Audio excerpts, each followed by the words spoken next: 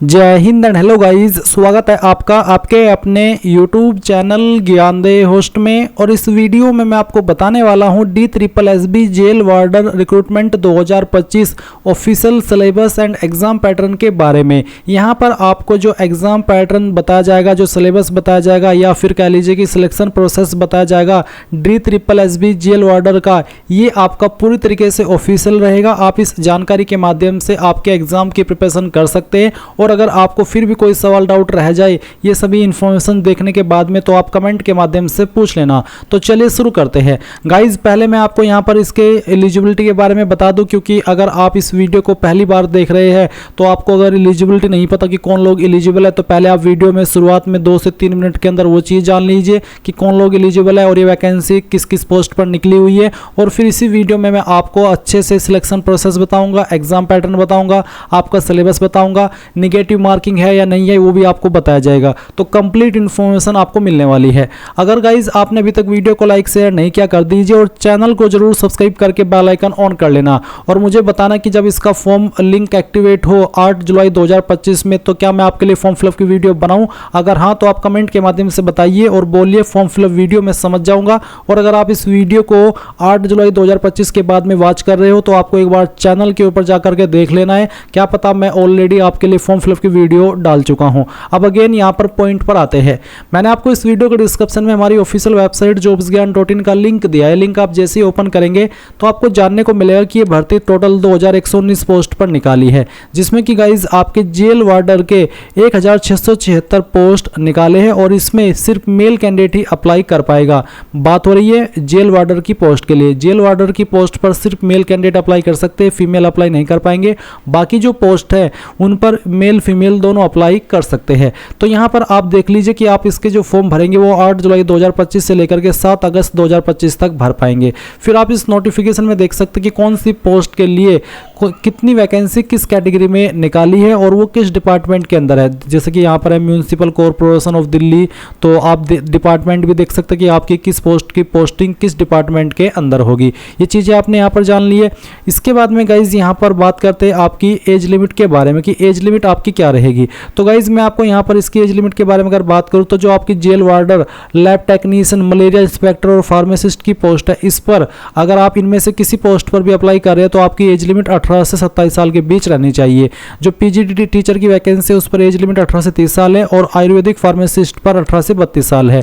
तो आपको यहाँ पर एज लिमिट के बारे में चीज़ें कंफर्म हो गई कि क्या आपकी एज लिमिट रहनी चाहिए।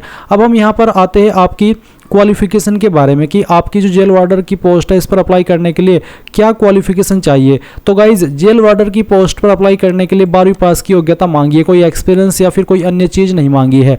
तो अगर आप सिंपल 12वीं पास है तो आप जेल वार्डर की पोस्ट पर अप्लाई कर सकते हैं, कोई भी इस वाली बात नहीं है। आपको कोई अतिरिक्त क्वालिफिकेशन देने की भी आवश्यकता नहीं है। बट गाइज यहाँ पर जो आपकी जेल वार्डर की पोस्ट है इस पर क्वालिफिकेशन तो 12वीं ही मांगी है, बट इसमें फिजिकल मेजरमेंट भी रखा है। अगर आप ये फिजिकल मेजरमेंट कंप्लीट नहीं कर पाते या फिर ये फिजिकल मेजरमेंट आपका नहीं है तो आप इस पर अप्लाई करने के लिए एलिजिबल नहीं हो पाएंगे। तो फिजिकल मेजरमेंट क्या है वो आप देख लीजिए। इसमें आपकी हाइट 170 सेंटीमीटर कम से कम होनी चाहिए और यहाँ पर 5 सेंटीमीटर की छूट उन कैटेगरी को मिलेगी जो कि आते हैं Gorkhas, Garhwali, Dogras and ST.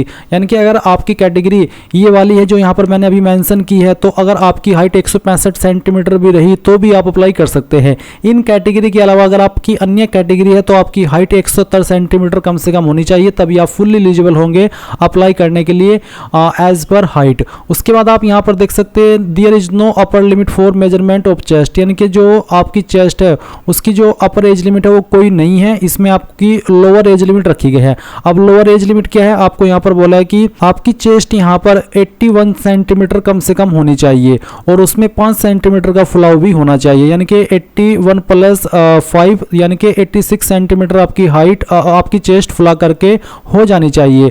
और इसमें बोला कि his expected chest must be 90 centimetre, 85 plus 5 minimum expansion of 5 centimetre is mandatory, यानी कि जो आपकी चेस्ट है उसमें 5 सेंटीमीटर का फुलाव अनिवार्य है।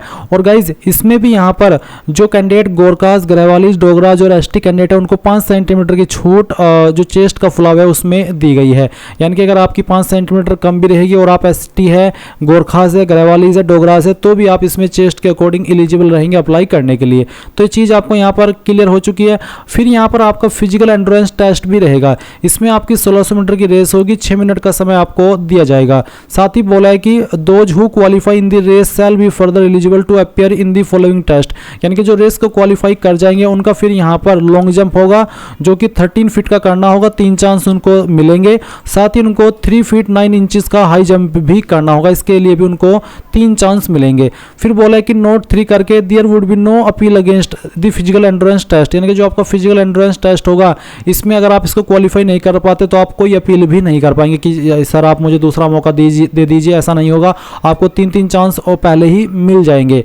इसके बाद जो फिजिकल एंड्योरेंस टेस्ट है जो एक्स सर्विसमैन के लिए रहेगा, उसमें आप देख सकते हैं जिनकी एज 31 साल से ज़्यादा होगी उनको यहाँ पर 6 मिनट का समय मिलेगा। जिनकी 31 से 40 साल के बीच में होगी उनको 7 मिनट, और जिनकी 40 या उससे ऊपर उनको 8 मिनट। ये बात हो रही है एक्स सर्विसमैन के लिए। जो नॉर्मल कैंडिडेट है उनको यहाँ पर 6 मिनट का समय मिलेगा 1600 मीटर की दौड़ पूरी करने के लिए। और जो आपका लॉन्ग जंप है वो भी आप यहाँ पर देख सकते हैं। और ये जो नीचे इन्फॉर्मेशन दी गई है ये उनके लिए जो कि एक्स सर्विसमैन है। ऊपर जो इन्फॉर्मेशन है ये उनके लिए जो कि इसमें फ्रेशर कैंडिडेट है और नॉर्मल कैंडिडेट है, यानी कि एक्स सर्विसमैन नहीं है। सैलरी आपको इस पर मिलेगी 21,700 रुपये से लेकर के 69,100 रुपये। तो ये चीज़ आपने यहाँ पर अच्छे से जान ली है। अब आपको यहाँ पर मैं बताता हूँ कि इसमें जो आपका बाकी का प्रोसेस है वो क्या रहेगा, यानी कि आपका जो एग्जामिनेशन पैटर्न है वो क्या है। अभी जो आपने फिजिकल कंडीशन के बारे में जाना है, एलिजिबिलिटी के बारे में जाना है, अभी आप यहाँ पर इसके एग्जाम पैटर्न के बारे में जान लीजिए। तो गाइज इसमें बोला है 1 टियर जनरल पोस्ट, इसमें आपका सिर्फ एक ही टियर रहेगा। इसमें गाइज जो आपकी एग्जाम का ड्यूरेशन रहेगा वो 2 घंटे का रहेगा, आपको 2 घंटे का समय मिलेगा। एग्जाम के अंदर आपके 200 क्वेश्चन आएंगे MCQ, यानी कि मल्टीपल चॉइस क्वेश्चन, जिसको आप हिंदी में बहुविकल्प बोलते हैं, जहाँ पर आपको एक क्वेश्चन के लिए 4 विकल्प दिए जाते हैं और आपको इसके लिए 200 मार्क्स ही दिए जाएंगे। फिर गाइज इसमें बोला है MCQ of 1 mark each as per examination scheme, यानी कि आपको प्रत्येक क्वेश्चन के लिए 1 नंबर दिया जाएगा। और जो आपके सब्जेक्ट है, जिन सब्जेक्ट से आपके क्वेश्चन बनेंगे वो है आपका general awareness, general intelligence and reasoning ability, arithmetical and numerical ability, test of Hindi language and comprehension, test of English language and comprehension. तो ये जो सब्जेक्ट यहाँ पर मैंने आपको दिखाई है और आप वीडियो में देख भी सकते हैं, इन सभी सब्जेक्ट से आपका क्वेश्चन बनेगा और प्रत्येक सब्जेक्ट से आपको 40 क्वेश्चन देखने को मिलेंगे। तो ये चीज़ें आपने यहाँ पर जान ली है। बाकी आप जो यहाँ पर B पार्ट देख रहे हैं वो उनके लिए जो कि टेक्निकल पोस्ट है, और ये जिनके पोस्ट कोड ये वाले हैं जो कि यहाँ पर आप देख सकते हैं। जो आपकी जेल वार्डर की पोस्ट है उस पर यही चीज़ एप्लीकेबल होगी जो यहाँ पर मैंने आपको अभी बताई है। तो यहाँ पर आपने एग्जाम पैटर्न तो जान लिया है। अब हम यहाँ पर बात करेंगे आपके सिलेबस के बारे में कि आपका सिलेबस क्या रहेगा। उसके पहले इसमें गाइज देख लीजिए कि गाइज इसमें आपकी निगेटिव मार्किंग भी रहने वाली है जो कि 0.25 की। इसका मतलब ये हो जाता है कि अगर आप 4 क्वेश्चन गलत करते हैं तो आपका 1 नंबर कट कर दिया जाएगा। तो गाइज जिन कैंडिडेट के अंदर तुक्का मारने की अद्भुत कला है, उस अद्भुत कला के ऊपर उन कैंडिडेट को थोड़ा कंट्रोल रखना होगा, उसी लेवल का जैसे कि वेलकम मूवी में उदय शेट्टी भाई ने किया था, कंट्रोल उदय कंट्रोल बोल करके, क्योंकि उसने अपने आप को मर्डर करने से रोक लिया था। आपको तो फिर भी एक नेगेटिव मार्किंग ही करने से रोकनी है। मैं जानता हूं कि आप लोगों के अंदर जो ये अद्भुत कला है ये बार बार ये कहती है कि यार इसका आंसर ये कर दे, क्या पता सही निकल जाए, क्योंकि जब वहां पर विकल्प आते तो सब ऐसे लगते हैं कि यार क्या पता ये वाला सही हो, क्योंकि सब ऐसे ही होते कि सभी विकल्प को देख करके ये लगता है कि ये सही है और आपको अंदर से कॉन्फिडेंस भी आता है कि यार ये आंसर सही है। तो गाइज आपको उसी पॉइंट के लिए मैं कह रहा हूं कि आपको अपनी इस तुक्का मारने की अद्भुत कला के ऊपर कंट्रोल रखना होगा, क्योंकि अगर आपने वहां पर इस कला को अपना रंग दिखाने दिया तो फिर आपको लेने के देने पड़ जाएंगे। क्योंकि जब तक आप पूरी तरीके से श्योर ना हो जाए कि हाँ इसका आंसर ये है तो ही आप उसका आंसर करिएगा, नहीं तो गाइज आपको बहुत प्रॉब्लम फेस करनी पड़ सकती है। और ये जो मैंने तुक्का मारने के बारे में, अद्भुत कला के बारे में थोड़ी सी बातें बोली है, ये मैंने सार्केस्टिक वे में बोली है, तो आप ऑफेंड ना होकर के भाव समझिएगा।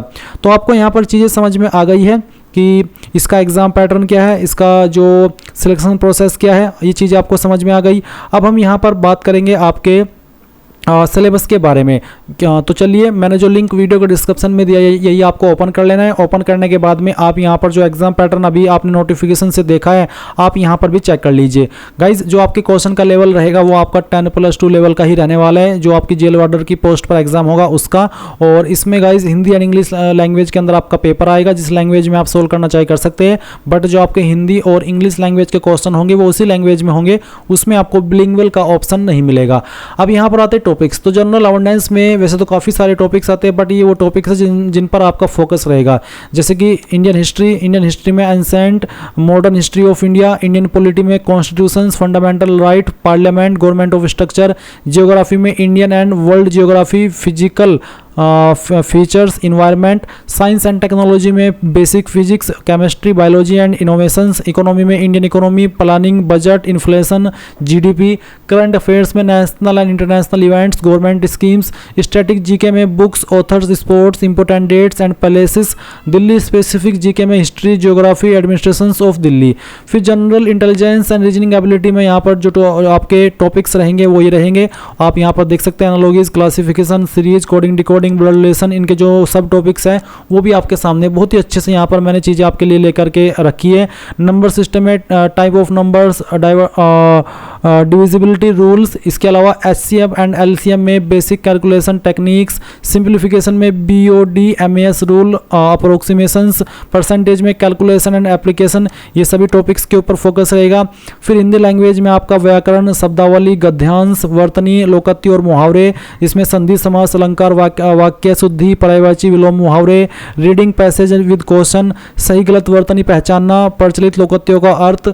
इंग्लिश लैंग्वेज में भी आपके देख सकते हैं सेम चीज़ें इंग्लिश में बस कन्वर्ट हो जाती है, जैसे कि items and forces, common expression and usage, correct versus, incorrect spelling, fill in the blanks based on the context, grammar based correction, passage followed by questions, ये सभी टॉपिक्स रहेंगे।